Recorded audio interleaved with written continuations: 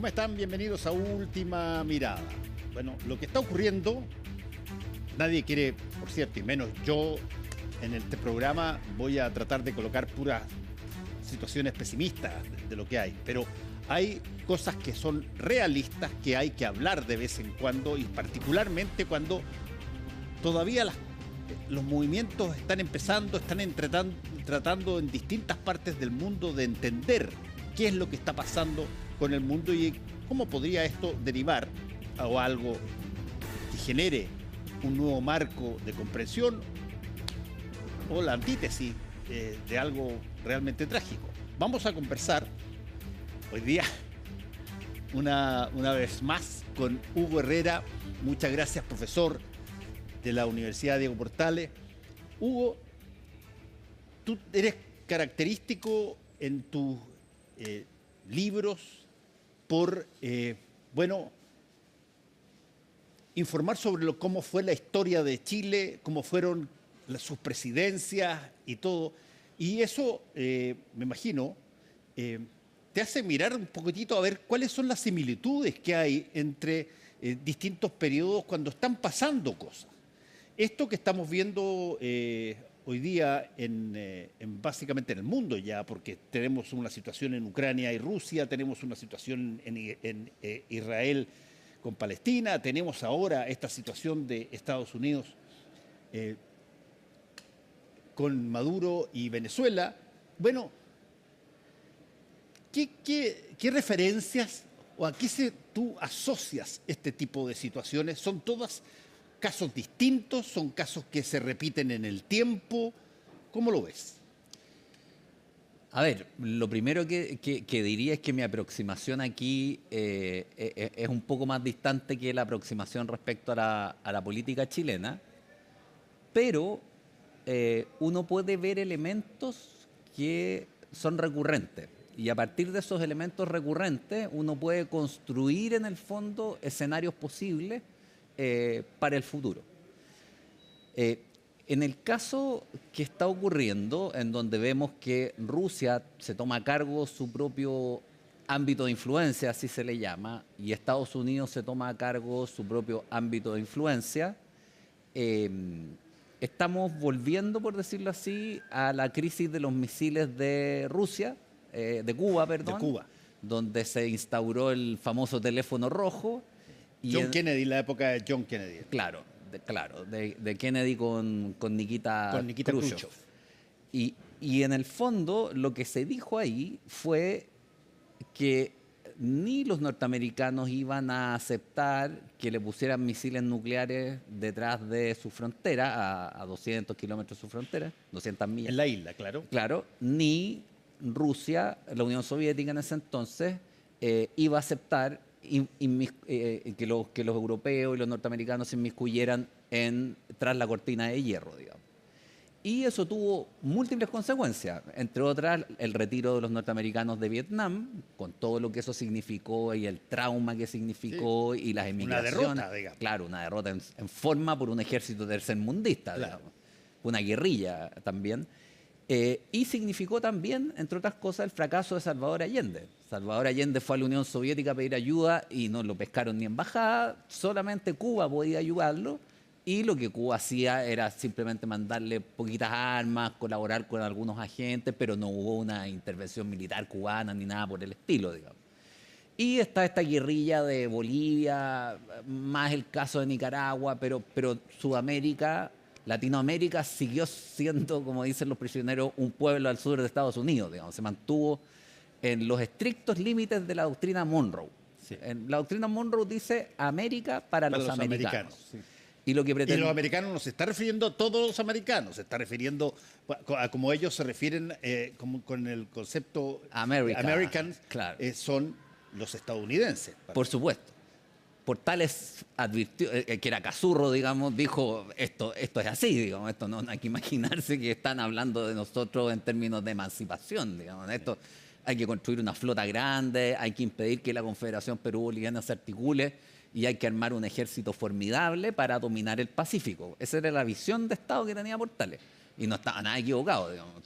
El mundo habría sido otro si se le hubiera hecho caso. Pero Pero veo aquí eso, un mundo que está operando en base a estos dos ejes, que se volvieron a ser explícitos. Y me parece que, en cierto sentido, un mundo así puede ser hasta más ordenado que un mundo en el que no se sinceren las posiciones. Porque pensemos en la guerra de Ucrania. La guerra de Ucrania es una patudez de parte de las potencias occidentales.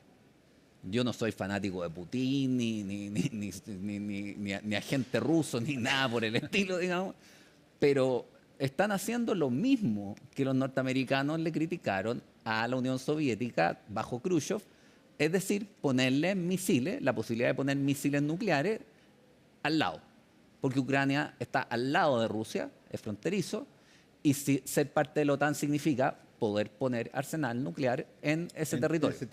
Entonces, uno dice, a igualdad de razones, igualdad de conclusiones, de comportamiento. Entonces, lo que me parece que se está dando aquí es carta blanca para que Putin intervenga en Ucrania. Más allá de lo que Zelensky quiera decir, eso es lo que ocurre. Y lo otro, que creo que también es un asunto del siglo XX, es que aquí sigue existiendo el orden que diseñaron Nixon y Kissinger.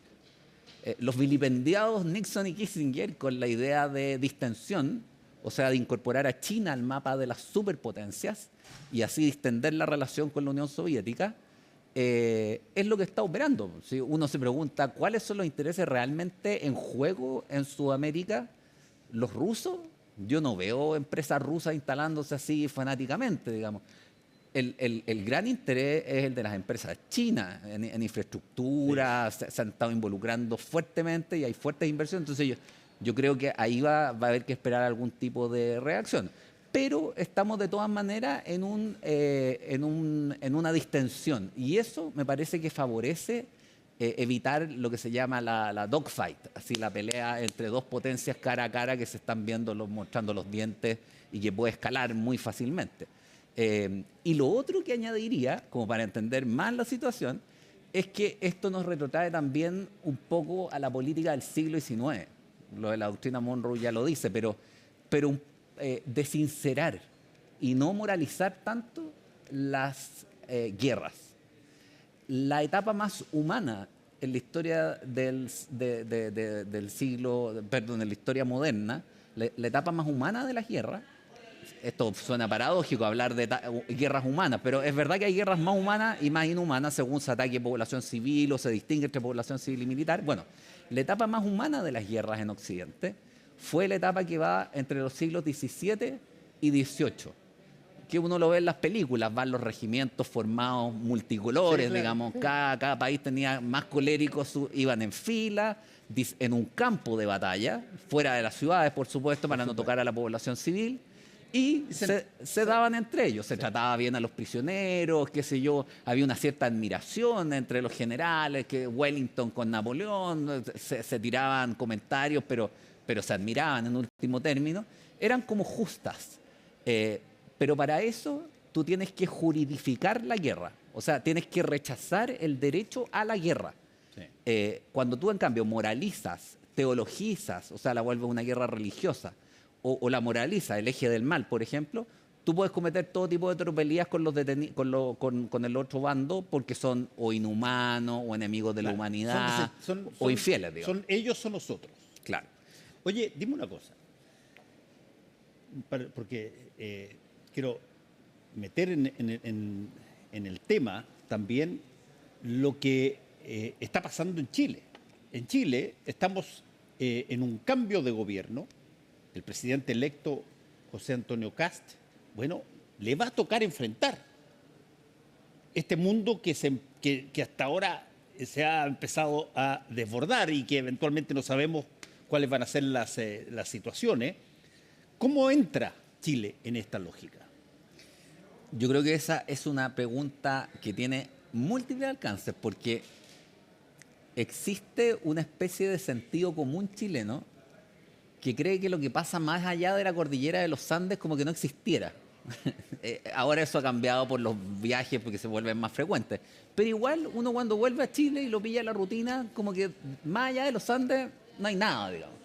Y eso se refleja, por ejemplo, en los noticiarios. O sea, Última Mirada es una de las grandes excepciones donde no se hace una como sección especial misteriosa de noticias internacionales. Está fijado en los noticieros y ahora vamos a hablar de noticias internacionales. Entonces, personaje usualmente extranjero, yo creo que copiándole a José María Navasal, desde esa época, digamos, comentan de lo internacional como si fuera algo que viene de Marte, digamos. En circunstancias de que estamos entramados en un contexto internacional y las noticias internacionales en cualquier país de democracia desarrollada ocupan tanto lugar como las noticias nacionales, porque uno está inserto en el mundo. Bueno, pero más aún cuando tú puedes llamar por teléfono a todas partes y comunicarte por vía, qué sé yo, digital. Claro. ¿Y cuántos chilenos hay viviendo afuera? O sea, eso ha cambiado. Entonces, yo creo que la política chilena es un poco reflejo de eso. No hay, salvo en momentos muy puntuales y con personalidades descollantes, como Ricardo Lago en el Consejo de Seguridad cuando le dijo no a Bush, no hay un ejercicio político habitual de hacerse cargo de los asuntos internacionales. Y se habla esto de que, yo lo encuentro bueno por lo demás, de que en los asuntos internacionales Chile tiene una posición de Estado.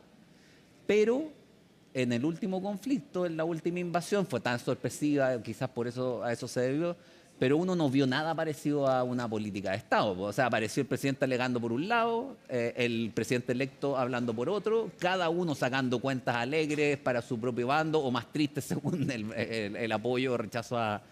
Entonces, cuando lo lógico hubiera sido, al menos por una cuestión de decoro, que se hubieran juntado antes a conversar y puesto que estamos justo en el periodo de la transición y que esto va a afectar a los dos, digamos, tanto a este gobierno como al que siga, se hubieran puesto de acuerdo en tomar una postura conjunta. A lo mejor un poco más aguada, a lo mejor un poco más desde una perspectiva internacionalmente ecuánime, menos entusiasta para las barras bravas de cada uno de ellos, pero más responsable establemente, además en un conflicto que nos pasa por arriba en varios niveles y en donde la única manera de actuar con eficacia es la unidad del país y la unidad con los países. O sea, este gesto que hizo Boric de juntarse con su amigote en el continente y hacer una crítica casi moral a lo que estaba pasando, también es de una irresponsabilidad. Sí, ahora hay una cosa que a mí me preocupa muchísimo y que tiene que ver con que este tipo de situaciones se están dando de alguna manera en el continente mismo, en el continente de Sudamérica. Claro. Están tomando posición abiertamente, como tú muy bien lo dijiste, los presidentes no solamente de Chile, sino que de todas partes. Y cuando tú tomas posiciones sobre una situación que tiene todas las trazas de ser bélica y de pasar de situaciones puramente políticas a algo de otra naturaleza, vamos a verlo con el juicio a Maduro y a su señora en Estados Unidos, bueno, tú te quedas mirando, tú conversas con el vecino, ofreces al nuevo presidente electo toda tu ayuda. ¿Qué es lo que corresponde hacer así aquí? Claro, o sea, a ver, yo creo que hay principios a los cuales hay que atenerse. Primero, tú debieras invocar la Carta de las Naciones Unidas, en cuyo artículo 12 dice que salvo que tú seas víctima de un ataque militar, tú no puedes llegar y atacar a otro. De ahí que los norteamericanos inventaron la teoría de la guerra preventiva, de que habría circunstancias que configurarían un ataque militar antes del ataque militar, lo que ya es extraño, pero yo diría primero eso. Segundo, la integridad no solo nacional, sino del continente. O sea, yo me imagino que si Trump entra en Groenlandia, Europa va a reaccionar. Si Trump entrara en un país europeo directamente, digamos, imaginémonos que decide desembarcar en el norte de Francia porque se descubren uranio y qué sé yo, y quiere apropiárselo, Europa entera reaccionaría. Pero aquí, como que pasó colado, digamos. O sea, unos dicen que sí, otros que no, según los gustos políticos particulares, pero hay un hecho grueso, que es que las fronteras del continente debiesen ser intangibles. salvo que un país del continente ataque, como fue el caso de las Malvinas. Argentina atacó y bueno, ahí el continente se dividió. Pero cuando tú, sin haber hecho nada, eres atacado por una potencia extranjera, extraen tu gobernante, o dictador, o tirano, o lo que sea. Y el petróleo. Y bueno, y el petróleo. Y se lo llevan, más aún con un discurso, claro, que ya no es moralizante porque es petrolífero, digamos, es económico, debiera hacer reaccionar a Sudamérica, pero no en los términos en los que lo ha hecho. O sea, Sudamérica queda muy mal en esta pasada, porque por una parte nos tratan a Venezuela, digamos, como una especie de colonia africana, donde tú puedes sacar y poner dictadores y dejar ahí a todos los habitantes de ese país sin que te importe lo que les vaya a pasar, aunque pueda haber una guerra civil, digamos. No se sabe por lo menos que hay un plan claro y preciso y no contradictorio respecto de Venezuela. Al parecer ha habido negociaciones, pero no hay claridad. Lo que está claro es que han sacado personas, pero no han cambiado el régimen.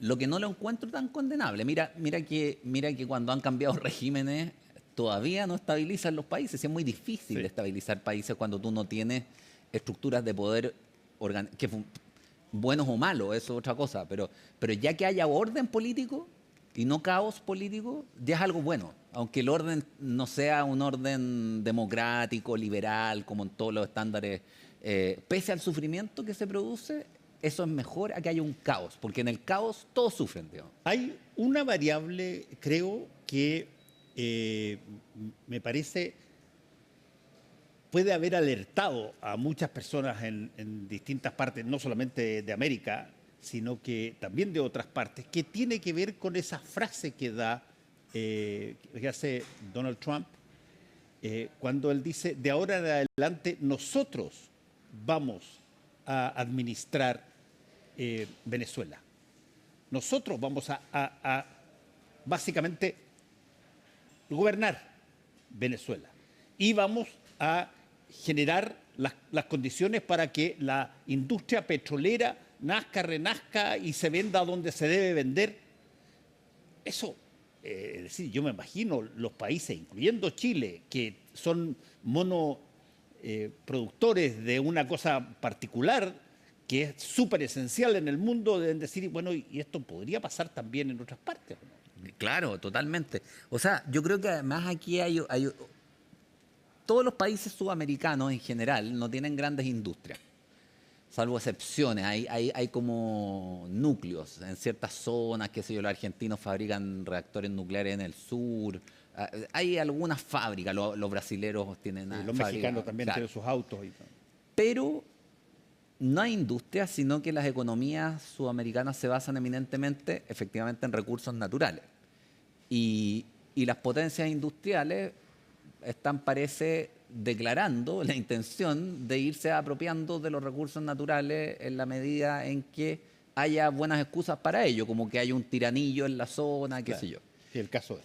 Y eso es altamente grave. ¿Por qué? Porque en el largo plazo, ¿a qué te obliga? Yo, si fuera presidente de Brasil, estaría enriqueciendo uranio, que es lo único que disuade a una potencia como la norteamericana, donde ya el propio presidente se jacta así como tengo soldados que son los mejores del mundo y que son capaces de hacer cualquier cosa en cualquier parte. Bueno, vamos a ver, pues, fabriquemos armas nucleares y ahí a ver si se tranquilizan. Es lo único que le queda al continente sudamericano, al menos al más potente de sus países, o una alianza continental que genere armas convencionales de primer nivel y que sean capaces de disuadir alguna intervención norteamericana, porque les va a salir mucho más costoso invadir un continente que invadir. O sea, la idea de la patria grande, esta que tenían en el siglo XIX y todavía en el XX, muchos dirigentes políticos sudamericanos y latinoamericanos, creo que podría volver a activarse. Quiero hacerte una última pregunta que yo la he planteado sobre la base de una situación que podría darse, que claro, yo entiendo que a mucha gente no le gusta que le planteen cosas muy negativas o que eventualmente puedan pasar, pero yo he dicho ya un par de veces que no hay que descartar que aquí pueda darse una carrera entre dos tragedias, una tercera guerra mundial o una segunda guerra civil en Estados Unidos. Porque ahí viene mi pregunta.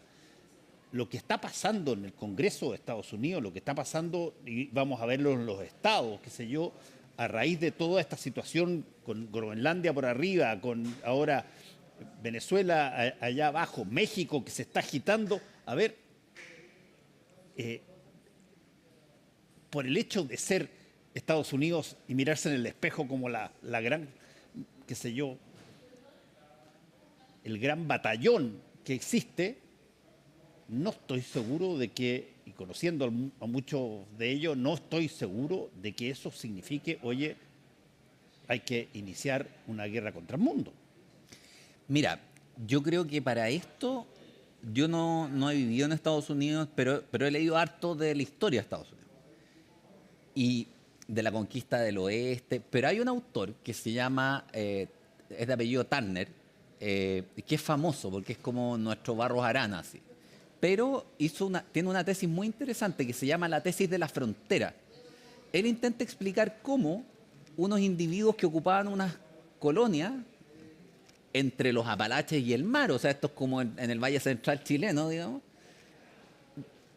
fueron más allá de los Apalaches al Mississippi, cruzaron el Mississippi, cruzaron las grandes praderas, se encontraron con la Rocallosa, hallaron un paso a través de la Rocallosa y se instalaron en California y en Oregón. O sea, conquistaron un continente completo. Y se les pasó a Canadá porque ya no les importaba en el fondo. Le quitaron su buen pedazo a México también. Pero esa energía, que es la de los padres fundadores, de los colonos blancos, sí, está esparcida por todo Estados Unidos. Sí. Y había una tesis que decía que ese espíritu norteamericano de conquista, que es como imaginarse que del Valle Central hubiéramos conquistado toda Argentina, pero nos hubiera quedado pendiente todavía medio continente hacia el mar, digamos, que hubiéramos llegado al mar o a África, qué sé yo. Esa energía es una energía que está ahí latente. Y por lo mismo muchos autores promovían que Estados Unidos se siguiera expandiendo. Y fue lo que ocurrió en las Filipinas, en Cuba, con Theodore Roosevelt. Nicaragua. Y en algún sentido después se paró. Pero a lo mejor estamos esto es una conjetura, pero yo me imagino, a lo mejor el partidario, el WASP, el norteamericano blanco, qué sé yo, evangélico y qué sé yo, está pensando y sintiéndose acorralado por las minorías étnicas, está pensando en expandirse hacia donde se pueda. A lo mejor hay algo de eso en esto, porque por algo el discurso de bélico o de ataques o de podemos intervenir donde queramos, cuando queramos, resuena tanto en el público norteamericano. Uno dice de otra manera, yo no me explico cómo Pero le ha salido bastante contra también no. En los últimos 4 días desde que Trump se lanzó en Venezuela. Salieron incluso votos disidentes del propio Partido Conservador. Claro, republicano. Pero de todos modos tú dices, igual lo puede hacer, sí, digamos, y el gobierno sigue estable. Entonces, tiene los permisos para hacerlo. Tiene su barra brava, digamos, que es de un buen porcentaje de la población norteamericana. Yo me imagino en las zonas del medio, no en la franja, en donde las secciones norteamericanas piensan a Estados Unidos como una potencia en expansión permanente. Bueno, vamos a tener que seguir conversando de esto porque este tipo de cosas, y yo no lo digo para alertar, para asustar a nadie, pero este tipo de cosas para las personas, tú probablemente lo haces muchísimo más que yo, que ha leído mucha historia y sobre todo la historia bélica, en alguna, cómo llega esta persona, claro, que se transforma en dictador y que revuelve toda Europa, qué sé yo, como fue Hitler. Bueno, pasa porque hay distintas y pequeñas cosas que se empiezan a suceder y que no son paradas, no son detenidas a tiempo y de repente ya se acelera la cosa y se hace prácticamente imposible no ser parte de eso. Claro. Bueno, estamos en una situación Se bien encabritó delicada, bien no delicada, solo el país, sino que el mundo está claro, encabritado. exactamente, bien delicada, pero hay que estar atento por eso mismo y aquí desde CNN vamos a tratar de informarle lo mejor posible con todas las personas que tengan conocimiento especializado al respecto. Muchas gracias una vez más, Hugo, por haber Muchas estado con gracias, nosotros. Fernando, un agrado. Muchas gracias por su sintonía. Nos encontramos mañana. Hasta luego.